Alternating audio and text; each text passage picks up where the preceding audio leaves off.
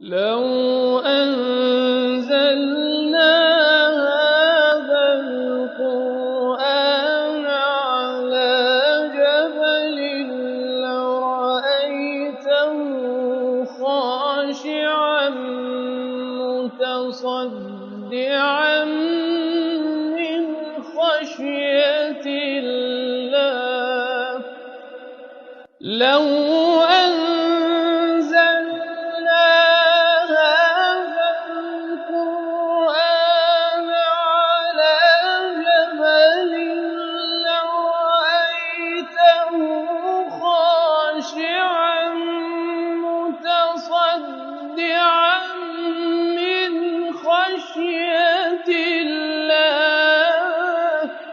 وتلك الأمثال نضربها للناس لعلهم يتفكرون.